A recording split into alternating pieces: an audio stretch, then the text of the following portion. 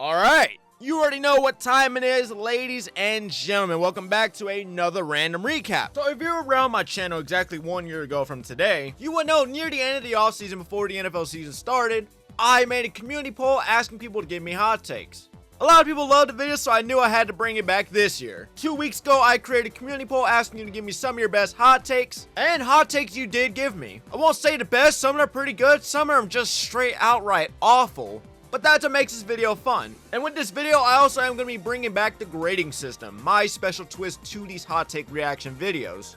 Quick disclaimer, this video is not meant to be taken serious. It's meant to be more of a fun idea, a fun series I want to do as like the NFL season continues on. You know, I know we're starting preseason, but as the season continues on, every now and then I would like to have a reaction to your guys' hot takes video. So yeah, this is just meant to be something fun, a more chill, laid back type of video. So in the video, we have 4 grades. We have ice cold, as in, why is this a hot take? You know, I could see this happening 100%. It's like saying I'm gonna walk down the street and I'm gonna look up in the sun. That's not a hot take. You know, that's pretty damn ice cold. Then we have pretty green, which is basically kind of like ice cold, except, you know, you kind of can argue it. And then we have mildly hot. It's not that too hot of a hot take, but it still is pretty spicy. And then we have hot as hell. You ever heard the statement, no chance in hell? Well, that's exactly what hot as hell means. Fucking impossible. Alright, now that is explained, all I do ask is if you are new here, please subscribe to the channel. It does help my name get out there more, and it pushes my videos more out there for more people to discover it. Anyways, with all of that being said, let's get into grading your guys' hot takes. With the first hot take of the day, it comes from B Cams. The Dallas Cowboys will make the NFC Championship. Say what? They have the pieces, and it feels like this is their year. As a Washington fan, I don't want this to happen. But as a football fan, this team is nasty. The Cowboys making the NFC Championship. You know what? Not even mad at this one. I should be. I haven't even had my coffee yet, and this is the first comment I see. But after all, this is NFL Hot Takes, where just about anyone can say anything they want. You see all sorts of comments, such as having the Cowboys and championship in the same sentence. What makes this comment funnier is he's a Washington fan, and those two teams fucking hate each other. For a fan to go against their hatred and say, hey, I think they can actually do it, you know he's serious about the hot take. It's like if a Bills fan wished the Patriots to win another championship. It's rare to see, but I respect it. And truthfully, if this team didn't have the Cowboys logo or Cowboys name attached to it, I believe you, but the franchise itself whole is so cursed when it comes to the big games. 1 second they're favored, the next they're down 27 because the offense had shit running down his leg for the first half. Or another example is them forgetting how to tell time, botching the playoffs, and losing the game. I kid you not, nothing, and I mean nothing, goes their way. They can go undefeated in the regular season, get the bye week, go up against, I don't know, the Carolina Panthers, who were the 6th seed, and I promise you, that regular season domination they had, completely thrown out the window.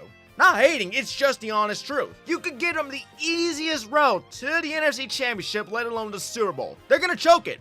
Why? Because it's what they do best. They haven't been back in nearly 30 years for a reason. I like the team, and I will say they are very entertaining, but I go as far as saying they're only elite in the regular season. Until I see a strong postseason run, I don't think it's possible until at least Jerry the Cheapskate Jones is gone from this franchise. After he leaves, and maybe they can pay some damn talent to stick around, but as long as his pockets run the show, I do not like their odds. Although the odds aren't exactly zero. Let's say they're not the playoff chokers we know them be. Roster-wise, the Cowboys have more than enough talent to make a run. The receiving core goes deep. Dak's a top 10 quarterback. Offensively, sure. But the defense is still utter shit. That and just the winning part in the playoffs is really what gets me. I mean, having the pieces doesn't automatically mean you're going to be making the championship. Hell, they've had stronger teams in the past than the one we're currently looking at, and they still did jack shit with it. I can see the vision here, but everything just has to be perfect, and since it's the Cowboys, I'm already cautious. Still, I'm not going to sit here and say this is some insane prediction, because it really isn't. Give this offense to any other team that doesn't have a reputation for choking, and they would go all the way. It's a good hot take. I'm giving this one mildly hot. I could see it happening just barely because the NFL is very unpredictable and we don't know what the season holds. It might actually finally be their year. But I'm also not going to be exactly betting my hard-earned money on it either. Either they're going to be really good, dominate the NFC, or they're going to be really bad and the media trash on them like usual. Either way, this hot take gets mildly hot. The second comment comes in from Colt Peppers. Saints will win their division and get at least 10 wins. Love the profile picture, by the way. Roll Tide. Anyways, he's saying Saints get at least 10 and win the NFC South. Sounds pretty good. I don't think it's crazy. What would be crazy is doubting the Saints now they got something good going on. I even said it in my QB rankings video. As long as Chuck and this offense can remain healthy, keyword, remain healthy, they're going to be massive underdogs. A pure dark horse in the NFC who will be as high as they can depending how everyone else plays. Like the hot take says, for them winning the division part alone, I'm gonna say it's a 50-50. A huge toss-up. Because let's call it for what it is, this division is an absolute circus. You know, unlike other divisions where at least teams try to win, this one's just a battle of who wants it less. It is truly pathetic how weak this division really can be. Somebody can actually win this shit out with a losing record because how badly everyone else performed. It could be Atlanta. They have the squad, you know, pretty much top to bottom loaded with talent at everywhere besides quarterback. The irony is an unretired Tom Brady will perform better than the shit they're trying this season with Dumb and Dumber. Penix, he can't stay healthy. We know this. Tua healthy is still just as bad as him injured. He's fucking horrible. I'm not even sure he can hand the ball to Bijan without fumbling that bitch. I'm not even convinced Tua could walk and chew bubblegum at the same time. Then you have Cooper Rush, which if you get to that point on your depth chart where he's your best option, you're fucked. Like, just go ahead and end the season. Them with somebody actually capable of playing quarterback is better than anything else. But as of now, they still have a large hole at quarterback that needs filling, and I doubt they have the answer this season. Carolina looked really promising and is my pick to win the division, but they're really a hit or miss team. They won't play at elite levels, but they're solid enough to get the job done. Defensively, they've been really good. Notice from their performance against the Rams to the offseason they just had. Offensively, they got the pieces, it just mainly falls back on Bryce and what he gives you. Can he be more consistent? Will the run game be more dominant with Brooks coming back, or will it be a struggling issue like last season? So many questions to ask, but they should be good, and it could be their division. Then you get over to Tampa Bay, which is the ongoing favorites. You know, the team that should have won it last season. I mean, seriously, this was theirs to lose, and that's exactly what they did. They lost it! Yes, it was won by Carolina, but it was also handed to Carolina on a silver platter because they choked away the division they had by week 4 in disappointing fashion. Should they win this year?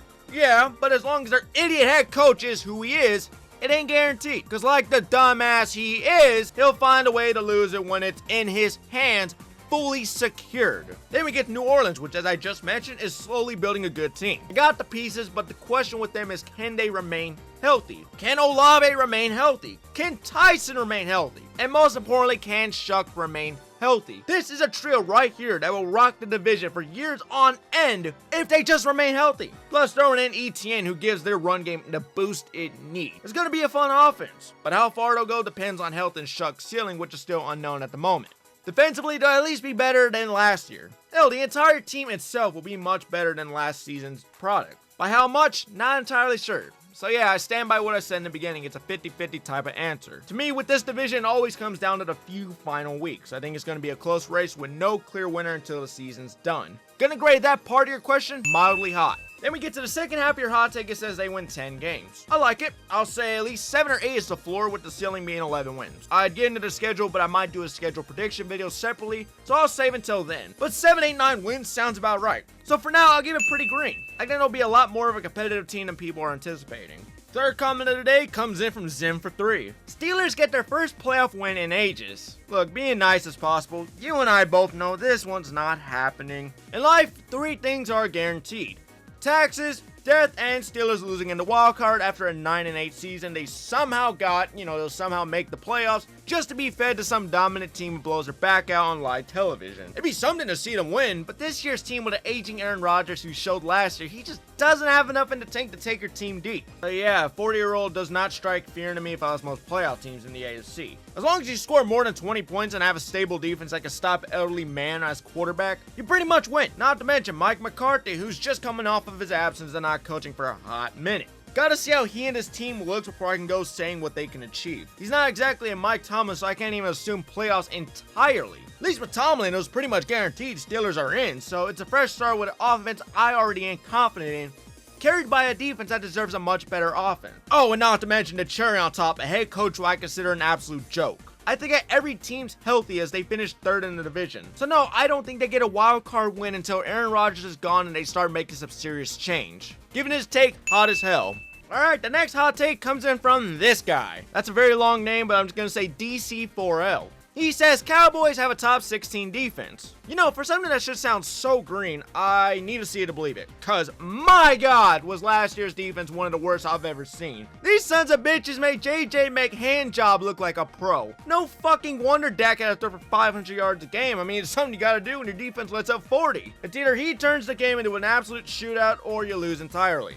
I mean, the moment they traded Micah, I kind of had a feeling. I was like, oh yeah, this defense is about to be free eats. And you bet your ass it was. That's what made their game so entertaining. You knew you were about to get a high-scoring brawl. Truly a disaster it was. I mean, it was entertaining though, but it was not anything good. And because of how bad it was, it sold an offense that deserved to see the playoffs. Now, obviously, they should be much more improved with the additions of Malachi Lawrence, Rashawn Gary, D. Winters, and arguably the best chess piece in the draft, Caleb Downs. All these men right here should easily take this sorry-ass defense from number 30 to at least number 24. I can't say top 16 without having seen them play on the field. Obviously, on the field, it's a much different story. But without seeing how they actually impact the defense, I'm going to say they at least move up 6 ranks. Can't just say they're top 16, especially after a disaster of a year like they just had. It'd be different if they're ranked like the 20th best defense last season, but being near dead last, it's going to take some huge work to get back towards the top. So until we see how they actually look based on what we know, I'm going to give this comment hot as hell with a hint of mildly hot. Just because, I mean, they could surprise a lot of people. I just believe it's going to take more than one season until they're back at least in the top 15. I'm going to say hot as hell, but it's barely hot as hell. I think if anything, it's more mildly hot. The next hot take comes in from Elliott. Jordan Addison takes a crazy leap and goes for 1,600 yards? What the hell? But yeah, 1,600 yards and 8 touchdowns. Okay. 8 touchdowns? Doable. I see it. 1,600 yards? That's gotta be a typo. Only 70 wide receivers in history have cleared 1,600, but a guy who can't even clear 1,000 is gonna break 1,600 yards. Oh yeah, because that sounds accurate. I mean, hey, I'll tell you this, at least he's got a better chance with the Oompa Loompa at quarterback to make handoff, or should I say 9, whatever the fuck he wants to call himself. With Murray, as long as he's healthy, he's going to be much more consistent, so he'll be feeding the ball out to these receivers. So I won't say the chances are completely zero, but I highly doubt 1,600 yards is on the table of expectations for a wide receiver too. Jefferson might get 1,600, but I don't see Addison playing that historically insane to go for 1,600 yards. Not impossible, but borderline crazy of a bar to set for him. 1,000 yards should have been the hot take, not 1,600. That's just shooting for the moon. The only way that happens is if he's the only target out there, no TJ Hawkinson, no run game, and most importantly, no Justin Jefferson. Just nothing but Kyler Murray to Jordan Addison. Very unlikely, so I'm gonna have to give you a grade hot as hell with a hint ice cold. You can guess which grade is for which. Definitely a hot take. Lurky Mixes says, Javonte Williams will be top 3 in rushing this year. With the defense massively improved, I think Dallas will end up running the ball way more this year, so don't be shocked if Javonte takes a big jump. I like this one. I actually do like this take. And of course, like you said, it just massively depends on if the defense steps up. So to this one, I say we know Javonte's really good. First season with the Cowboys, beyond amazing. Definitely killed all the expectations he was given. But top 3 rushing throughout the year is a very tough call. Because yes, if he runs more, that's at least maybe 100, 200 or more yards. But even then, that would place him right at 1,400, putting him still behind names like Derrick Henry, Bijan Robinson, Jonathan Taylor, and James Cook. 4 highly talented running backs who are just as capable of running the ball down your throat as he is. And that's just last year. The year before that, he would have had to rush for 1,500 or more just to stay top 3. What I'm saying is, the NFL is full of crazy ass running backs. Any other year, it's led by someone who rushes for 1,300 yards, or somebody's going to be rushing for more than 1,900. If Williams wants his name in top 3, he would have to give out some crazy performances. And like I just mentioned, that's only if the Cowboys defense takes a massive jump. Stronger defense means Dak doesn't have to air the ball out 40 times a game just to keep them in it. But if the defense is just as bad as last year, they're either run it just about the same or less, officially making this hot take very unlikely. So unfortunately, I'm gonna have to say this one lands in hot as hell. It's a good take, but top 3 is asking for a lot when he got this much star power at the position throughout the league. Nonetheless, though, I still see at least a 1,100, 1,200 yard season, just not top 3, giving this hot as hell. Next comment comes in from Jeremy James 3633. If CJ Stroud plays well, we easily win the AFC. We had the 7th easiest schedule. See, if Stroud was still rookie year CJ Stroud, I'll give it to you. But that is not the Stroud we have. The Stroud we've seen in recent memory, I don't know. Shit, rookie year CJ Stroud, I'll tell you this hot take is so ice cold I would have to put on a damn jacket just to read it. But if it's 2025 CJ Stroud, I say 3rd, 4th seed at best. Offensively, they are a struggle at times from the run game to Stroud's shortcomings. Defensively, everybody has every single right to fear them. This is the Rams of the AFC. Their defense is not one to fuck around with. Either they're going to beat the brakes off your ass for 4 quarters slowly, or just straight beat down right out the gate. No in between. It's why they went as far as they did. They didn't go as far because CJ Stroud. They went as far as they did because that defense. They truly have a Super Bowl defense that can get the job done as long as the offense, which by that I mean Stroud, remains consistent and doesn't fuck it up. Hypothetically, since it is his contract year and it's a major prove-it type of season, I hope Stroud is able to realize this, and I hope he's able to show he's a franchise quarterback who could take them all the way and has the best season of his career so far. If he does that, I don't see why this hot take would be much of a hot take. They have just about as great a chance as winning out the conference like other powerhouse teams within it. With how legendary this defense really is, if they just gave this team a functional offense, I'd be ready to say Super Bowl favorite. It's like the Broncos. They nearly did it, and probably would have if both doesn't go out with injury. Texans have very good odds with a good CJ Stroud. Just be a Sam Darnold. That's all I say. Be a Sam Darnold to the Seahawks. Do not mess this up. I won't grade this hot as hell, but I can't say pretty green either just because nothing's guaranteed with football. So I'm going to grade this mildly hot. Only because it's tough to predict conference winners at the very start, and CJ Stroud's just very hit or miss to me right now at the moment. I'm mixed on what I think about him. I used to think very highly. Then after that Patriots performance, I need to see him really do it all again. I would grade this hot as hell if it was somebody else like the Jaguars, for example, but I don't doubt seeing Texans at the very top. Again, if Stroud just reverts back to his first year, easily, I see them taking the 1 seed. Giving this comment mildly hot. Next hot take comes in from Comedy Clips. Daniel Jones takes the Colts to the playoffs and plays as a top 5 quarterback. Then, during the playoffs, Burrow and the Bengals beat them. Then Bengals win the Super Bowl. How did we go from really ice cold to just very, very hot? Anyways, after reading this comment back a couple times, I realized instead of 1 take, he packed 4 into 1. So let's go one by one. We're gonna look past the Colts making the playoffs part, because, I mean, a healthy Colts is kind of obviously making the playoffs.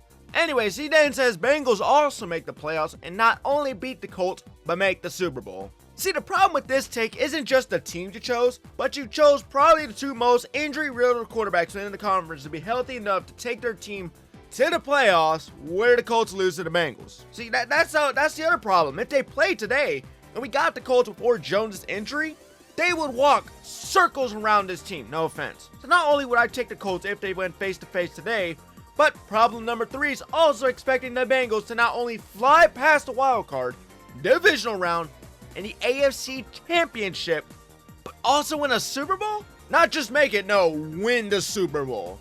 Which is tough to say because most contenders out of the NFC or just even the AFC would demolish this team if given the opportunity. Like, you mean to tell me they would beat the Broncos? Outside of Chase, Burrow, Higgins, Lawrence, they're just an okay team that still has plenty of holes around it compared to someone like the Rams, Seahawks, Eagles, Lions, even the Bears.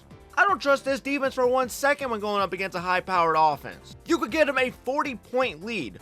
They're losing it by 10.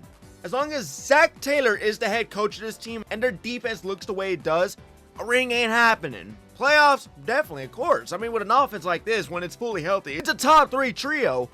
But Super Bowl champions, that's just a super fuck no. Look, they had 1 good year with a big follow-up season, but since then have struggled to even make it back to the playoffs. Even the 1 season they had a healthy Burrow. They're just a bad team. Can't expect them to win the big game when you can't hold a lead.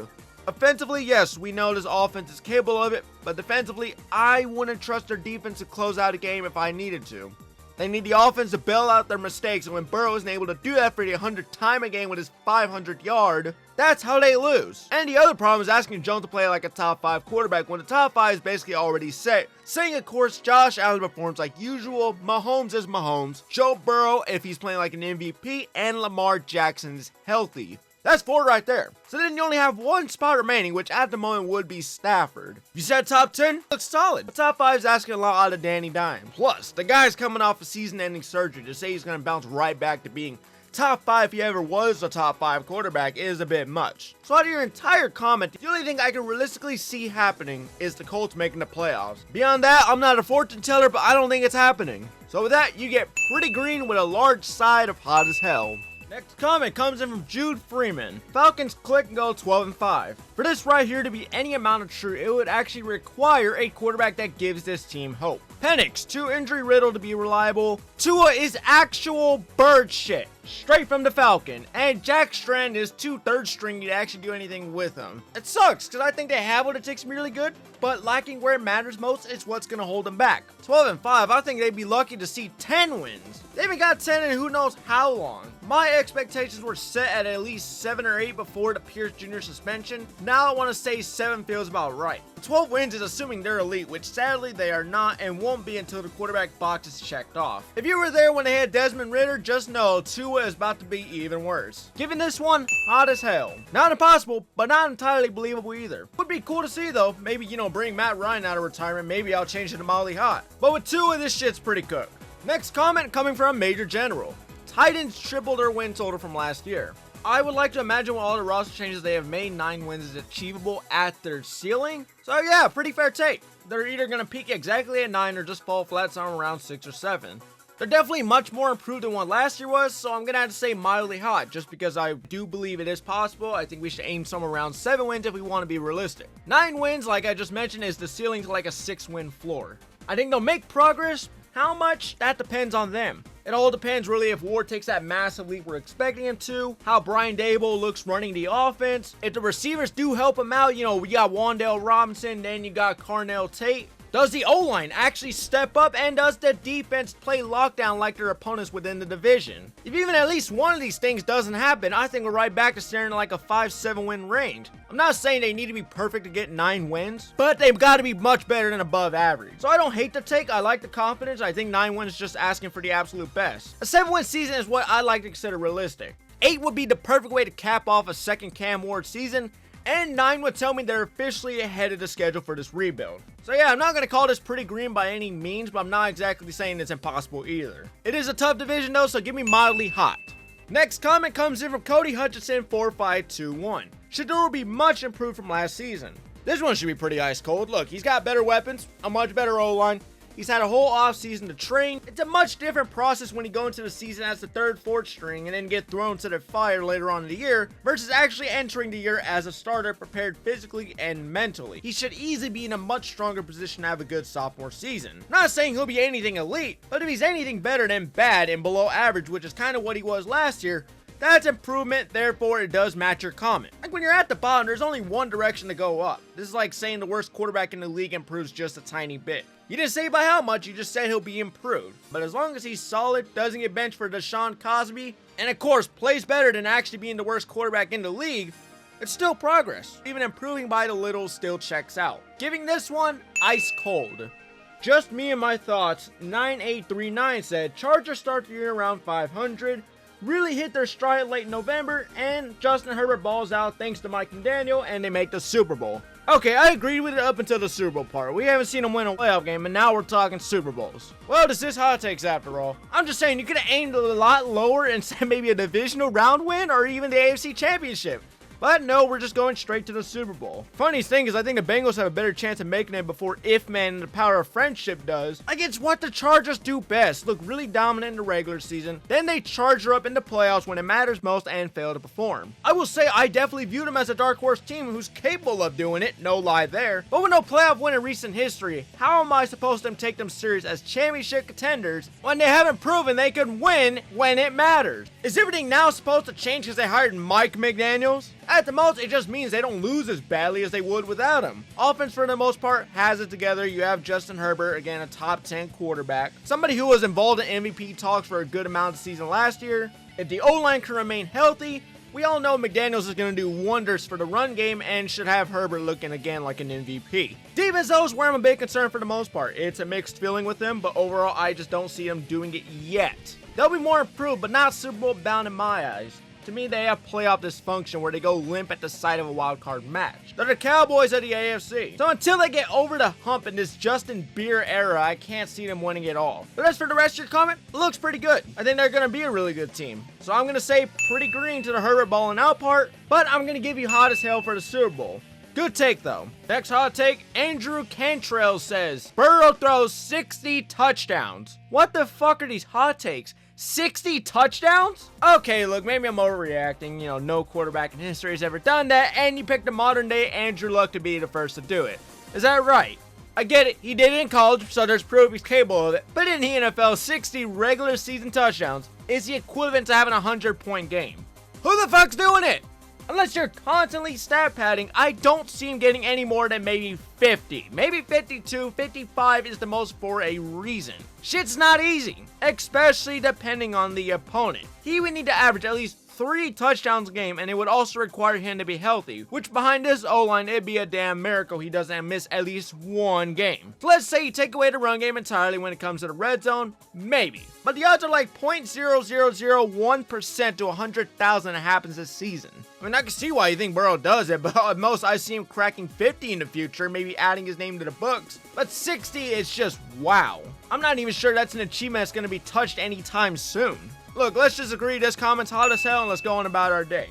Sound good? Sounds great to me. What a hot take. Best believe commented, Bo Nix is a dark horse candidate for MVP. I think even near the end of the year, he was like ranked 42nd out of 100 when it came to MVP favorites. So yeah, 100%. He's definitely viewed as an MVP dark horse for this season. Absolutely. This is either really ice cold or pretty green depending on who you ask. But I'm going to say ice cold. Remember, this doesn't mean he wins MVP. I'm just saying ice cold to his name being mentioned at least once when we think of possible MVP candidates in the offseason. As long as he plays good and has the Broncos look like how they did last year, for sure this has got to be 100%. Giving this one ice cold. Next comment comes in from Elijah Patterson 2596. I hope I'm not too late for this, but I got 4 takes, one for each member in the NFC South. Number 1, if they could stay healthy, Chris Olave and Jordan Tyson combine for 2,000 receiving yards. Number 2, the Panthers make the playoffs as a 7th or 6th seed, pull off a big upset, and then lose to the 1 seed. 3, Falcon quarterbacks combine for more total turnovers and total touchdowns. And to finish it off, the Bucs finished last in the NFC South. I don't believe this will happen, but their coach is an idiot. Yeah, I do believe that too. Alright, 4 takes in 1, you know the rules. Let's go one by one. For starters, number 1's already looking very unlikely. I find it hilarious he mentions that they can stay healthy because we all know that ain't possible. Something about this damn team and being made out of glass. It's sad when you see the words injury and Saints in the same sentence. Your reaction isn't the same as it would be for anybody else. Oh, what's that? Saints got another injury? Just another day at the office. It's like with the Niners. It's nothing new. So I was seeing the news that just broke at the time of this recording hit me like, oh shit, you can't be serious. Not only because I took Tyson in fantasy, but the season hasn't even started. Now you mean to tell me he might not even have much of a rookie season? I mean, to be fair, it's why they said be cautious drafting him in the first place. Like this was the only red flag of his next to his insane talent. He can't stay healthy. And here's example number 4. He's out till mid-October, which even then when he is back now with this injury on his resume, he's going to be limited while trying to catch up to NFL speed. Not exactly a recipe for a successful rookie season. It delays what could have been a promising contribution to the Saints offense. So with Tyson not being 100% to start the year or at the time when he's available off the IR, because hamstring injuries are no laughing joke, it means the scenario itself right here is pretty much cooked. Saying Olave gives us another year just like the last with 1,160 receiving yards, his personal best by far.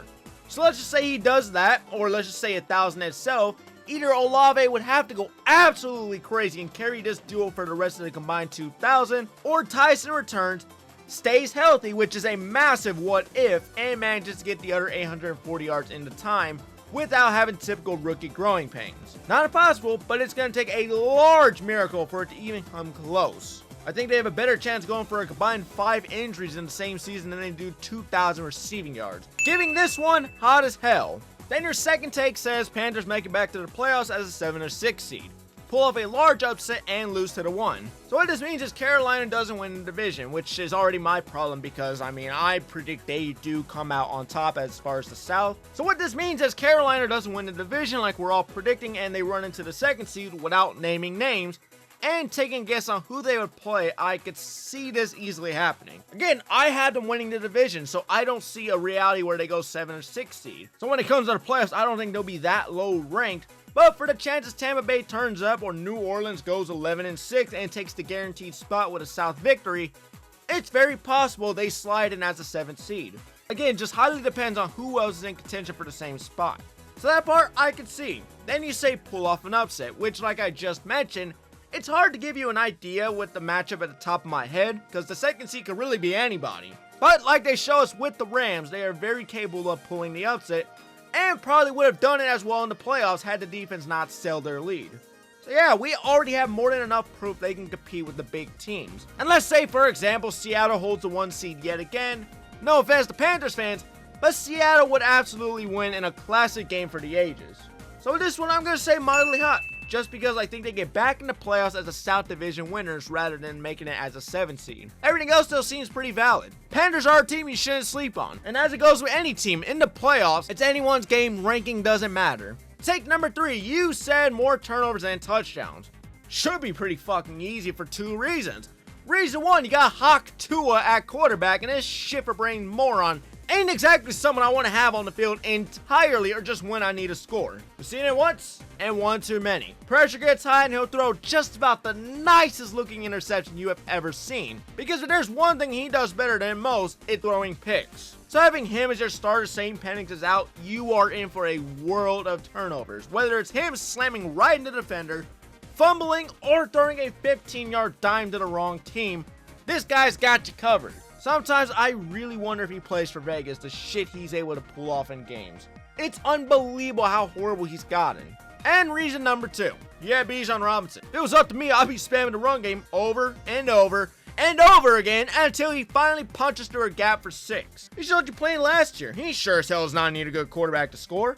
He could probably carry this whole offense himself if he really wanted. So with that, I would put less responsibility on our quarterback and just tell Robinson, score all you want. So with that, my quarterback won't throw more touchdowns than they have turnovers because I won't trust Tua to throw entirely. But when he does throw, well, I mean, that's how you get turnovers. Just expect what they exactly had going on with the Dolphins. 95% of the game was H-Chan, and the other 5% was Tua's sorry-ass checkdowns. Definitely, if the season is his, I see this one being very true.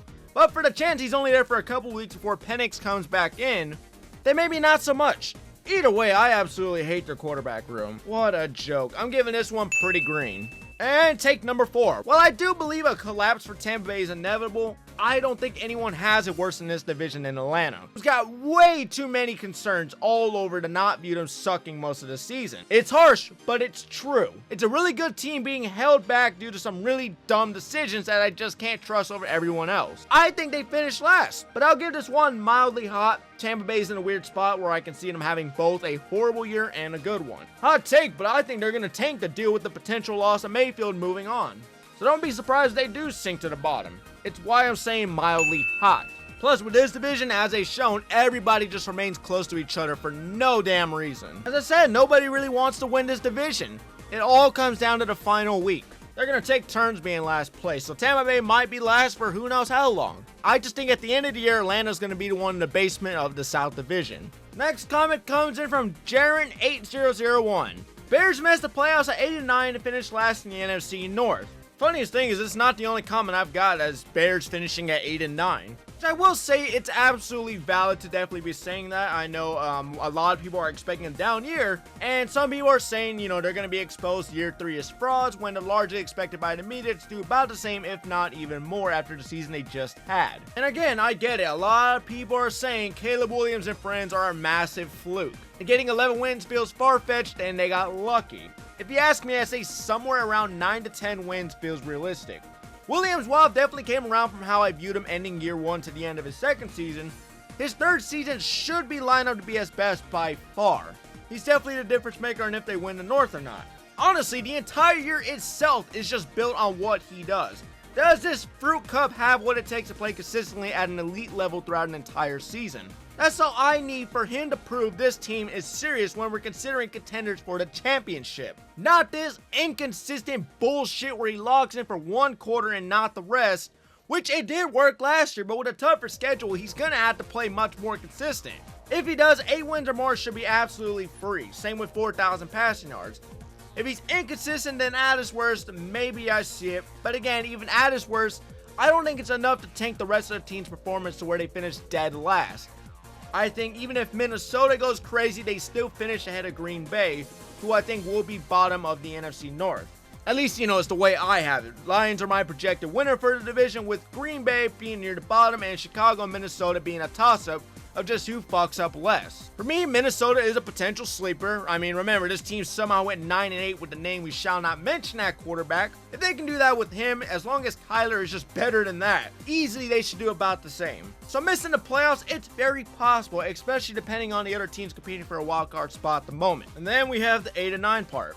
But maybe I do see it. I say 9, some might say 10 wins. Others might say 11, which I won't say their 11 wins were undeserved last season, but take away most of the fourth quarter miracles they had, it comes down to about a 7-8 win record. So yeah, unless every team that takes a lead keeps letting them get away with this, more or less likely 11 wins in a tough division like this is not happening easily. So for that part, I will say mildly hot. And then we get to the last part, which is being last in the division, which, keeping it a buck, only way that happens is if Bears themselves take a massive step back with no improvements, Packers push through the injuries and play second or third, Kyler Murray pulls a Darnold, takes the Vikings on an insane run, and Detroit goes back to being one of the top dogs of the conference, steamrolls the division, therefore pushing Chicago back to the bottom. That reality right there falls on the Vikings and Green Bay and whatever they want to do this season. Mainly Green Bay, either they're going to be really fun, go 10-7, finish second in the division, or really depressing with 7 wins buried at the bottom. Same say with Minnesota. They're an absolute wild card in this division. They can also be really good, but they can also be really bad if the Kyler Murray experiment blows up right in their face. So I'm just going to grade this comment all in one and say mildly hot. Definitely a comment I'm interested to look back on in a year from now. Next comment comes in from OBJ Productions. The Bengals will go 16-1, win the AFC North, lose in the AFC Championship to Buffalo Bills, and their only loss is the season opener to Tampa Bay. I'm having a hard time believing you sat there. What hot take can I possibly type today and decided this right here was the $1 million comment? There's just no way. I don't believe it. There's just no way in hell. You actually typed this because you believed it. 16-1? 16 wins. You could have typed anything else. You could have said OBJ wins comeback player of the year, but you decided Bengals getting 16 wins and losing in the AFC Championship was realistic enough to be a hot take. I'm not even sure it's a hot take. I think this is just impossible. And that's not even saying the Bengals are a bad team. I think they can get at least 10, 11 wins, but 16 wins? At least most hot takes take to the end of the season to find out before you can rule it out. By week 2, this shit's already cooked. Oh, it's cooked if they beat Tampa Bay just because you include that at the end of your comment. So let's say hypothetically they lose to Tampa Bay. Great. They sure as fuck are not beating Houston week 2. And just like that, your comment ate just like spoiled milk right there. I see at least maybe 5 losses. They're not going to be a bad team, but they sure ain't a team capable of going 16-1. I can only think of maybe 2 teams who can do that, but it's such a crazy goal. Plus, you also said they lose to the Bills in the AFC Championship. That's also what ruined this one, because we all know the Bills choke in big games. Truly one of the comments of all time. Although, not gonna lie, a 16-game win streak would be insane to see. But you could have picked about just anything else. You could even said the Rams go 16-1 and I would have gave you a mildly hot. The Bengals, on the other hand, their defense alone guarantees you at least 4 losses somewhere in the schedule. Given this comment, hot as the sun. That's right, I made a new rank. With the next comment, I want to say, I think that says Rigby. Anyways, he commented, Bo Nix falls off a cliff is never the same, leading the Broncos to a 9-8 record, being the 6th seed in the playoff, losing round 1 to the Texans. Well, yeah, no shit. If the guy falls off a cliff, he surely won't be the same. I'm pretty sure he'd be fucking paralyzed if he fell off a cliff. Okay, bad joke. Sorry, I couldn't pass on it. But I'm taking a guess this is based off the ankle injury he suffered in the Buffalo victory. You're saying because of that, he won't be the same, and Broncos lose to the Texans as a 6th seed. Truth is, with this offense, I mean, Bo Nix doesn't need to be anything more than just above average. And doing what he was doing already, that's just fine itself. It's enough to get the job done. It just makes this offense work. It's almost like when you have a defense like his you can rely on, you don't have to do much on offense apart from matching the opposing offense and moving the chains. He doesn't need to play at an elite level or do anything crazy. Just trust Sean Payton and just do what's asked. That's really it. I don't see how he would have a fall off so insane to where he can't make the simple passes. Not to mention he's now got Jalen Waddle, J.K. Dobbins is returning, and once again, that defense. They're just a really well put together team to where if he did have a regression, they'll still find a way to win the tough games. It's why they nearly touched Super Bowl. As long as he's still the starter and his arm is still working, whether he's at his peak or just serviceable, I'm still saying they clear 10 wins at the minimum, 13 at their best. But hypothetically, let's say they did go 9-8, become the 6th seed, meet the Texans, would I have them losing? Personally, that's a tough one. It really is. Just look back at the matchup they had recently. It came down to the very end because it's two elite defenses just going up against each other. It's just really which offense can score first and which offense can score last. Could be anybody's game. It just comes down to who do I trust more at the quarterback to put them in a scoring position.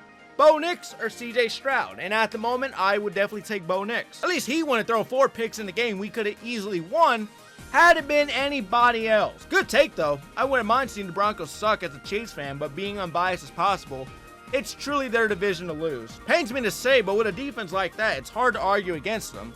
Whether the offense is really good or just really mediocre, that defense makes up for it all. Giving this comment mildly hot. Pretty good take though. I will definitely keep up with this one as the year goes on. Next comment comes in from Sadie44. Pat Mahomes comes back and has the best season he's ever had. See, this one probably won't happen for the wrong reason. It's not that he can't have a really good season. It's just to say the best season he's ever had, that bar is set pretty high. Because for that to happen, he would need to throw more than 5,000 passing yards with 40 touchdowns. And with this receiving room, that's not happening. Plus, we got Kenneth Walker now, so we plan to involve the run game more than we did if it was Popper Hunt running the rock. I know Mahomes is going to have a big season, but I just don't think it's going to be the biggest season he's ever had. I would say hot as hell because it does sound impossible to top a year like 2018 or 22, but with Mahomes, I wouldn't doubt it being done. I just think if he does do it, it's definitely going to be when we have a stronger receiving room. With the receivers we got, I highly doubt it. Mildly hot.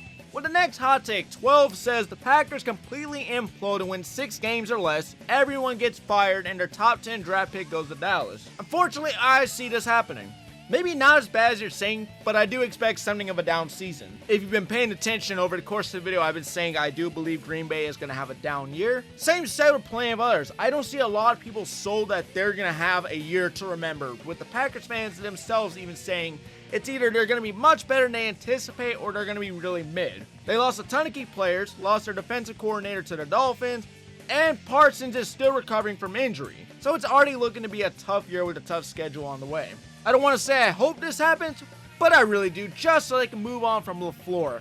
Look, I bet he's a great person, but please send his ass back to being an offensive coordinator. He is such a poor head coach. You can blame Love all you want, but it also traces back to Matt's dumbass mistakes. You can have the most electric team in the league, but if you pair that with mediocre coaching, who doesn't know how to adjust and continues to make mistake after mistake, playing too damn safe, of course you're gonna get nowhere.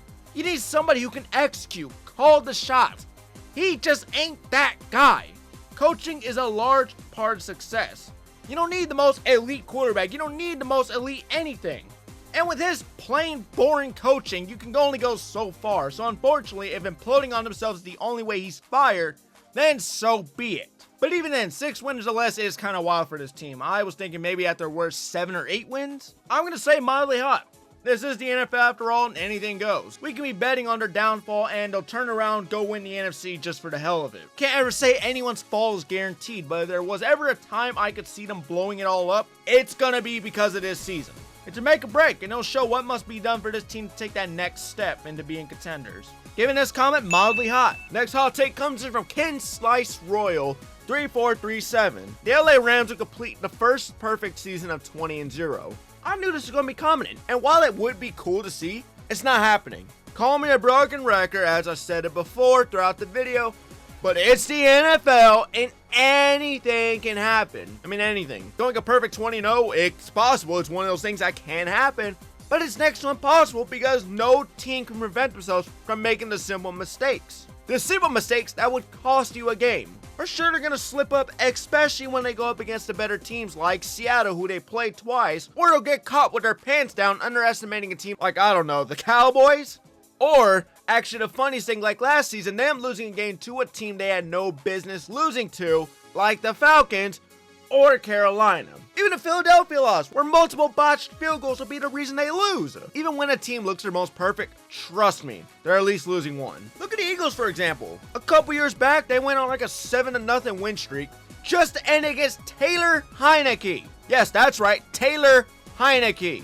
I like the odds, but there's a reason it's one of the hardest things to do as a franchise. You are asking a team to play perfect ball from week 1 up to the Super Bowl. 17-0, different story. Now you're including the playoffs. It's just borderline insanity, especially if they hold the 1 seed. You know for a fact they're pulling every single starter for the last week if that's able to happen. I gotta say, hot as hell. It's a good take, definitely, and would be fun to see, especially if they had Aaron Donald back, but as of now, it remains hot as hell. Another hot take coming in from Simulord. I was looking forward to this one, trust me when I say. He gave some hot takes last year that I did not think were happening, and then they all happened. So I'm ready for this year's hot takes. Here we go. Number 1, Cincinnati has a breakout season this year. Their best since 2021. They got a pillow soft schedule they're going to feast on. Look for a high playoff seed for them and to see Joe Burrow in the MVP conversation if he stays healthy. Trouble is, once they get to the playoffs, they're going to get tripped up by a big jump in competition level and die in the divisional round. Take 2. Most of their teams with young quarterbacks who were good last year are going to be good again this year. Look for New England, Seattle, and Denver to be contenders all year long, with May, Darnold, Nix all making headlines. 3. Your AFC title game? Rematch of last year. Patriots, Broncos. NFC, I really like Carolina to have a breakout year after going 8-9. The young talent keeps getting better, and they play in a garbage fire division. They surprised a lot of people before getting dumped by the Seahawks in the NFC Championship. Super Bowl, Seattle does what Kansas City did in 2023 and 24. They repeat, beating Denver in the big game. Tell me all you want, but remember how that went for y'all last year. So since we got 4 takes, let's go one by one. Starting with the first one, and I will say, finally, a realistic Cincinnati take. Not some 16-1 or them winning the Super Bowl after not making the playoffs for like the last 3-4 years straight. But it's realistic enough to say yes, they will have a great year with a healthy Burrow looking like an MVP. That's exactly what I predict. I think this year they'll finally bounce back and take a wide open division with ease thanks to a weak schedule where at the most I can see an AFC Championship at their peak. That is, of course, if this team locks in, and by that I mainly mean the defense. Once you hit playoffs, rankings don't really matter, so even if they don't get in as the winners of the North, playing against a 7 seed still shouldn't matter when you have an offense this good. The take really only falls back on one person, actually more like 2 or 3. Zach Taylor, Burrow's health, and the entirety of the defense. Mainly Burrow's health though. If he can last longer than 4 weeks, it's definitely ice cold. But with how fragile he is, I'm just going to bump this one up to a pretty green. They're pretty much set up to a way they can't really fail unless they play absolute horse crap, or if Burrow faces another injury that puts him on the shelf for like 8 weeks, immediately taking him out of the playoffs. It's a very winnable schedule, where even if they do lose some games, it's going to be very close. But I think we're about to get the best version of the Bengals we haven't seen since their Super Bowl run. Take number 2, most of the teams with young quarterbacks, yeah, New England, Seattle, Denver, contenders all year. That's a pretty ice cold take. I'm sure some people are going to be shocked that I say that, but I mean, as of now, you have the team who just made the Super Bowl, the team who just won the Super Bowl, and the team who probably would have made the Super Bowl with a healthy quarterback. Yeah, I believe they're all going to be contenders.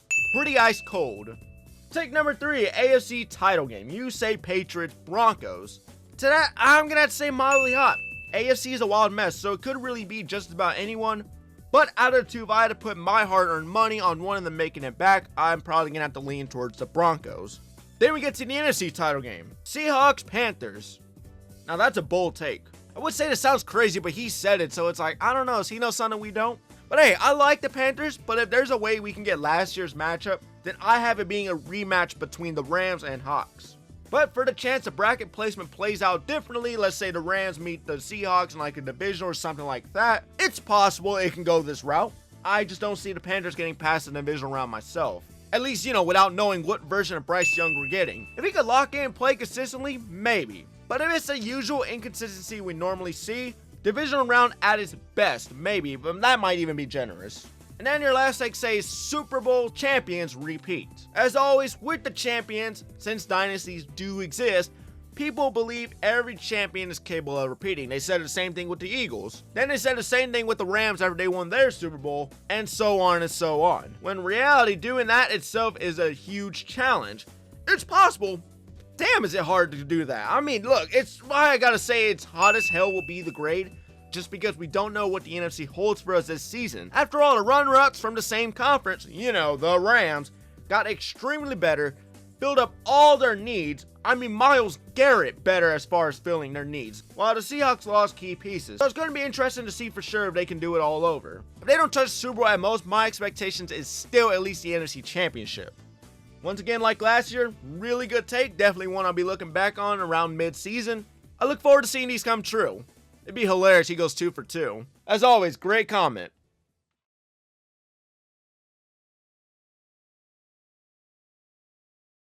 And that will do it, ladies and gentlemen. Thank you so much for watching another random recap. I really hope y'all did enjoy this video. I wanted to try something different, include you guys a lot more, because without you, my channel's really nothing. So, I wanted to give back and actually listen to y'all. I asked for y'all's hot takes. Y'all gave me some good hot takes. Some of them were questionable, and some were pretty damn good. And I know I missed a lot of good comments, so trust me, I plan on doing a part 2 if you guys really want to see it, if this video gets enough support. And if I do, please, re-comment it. I promise you I will see it this time. But anyways, with all that being said, I will see you on the next Random Recap.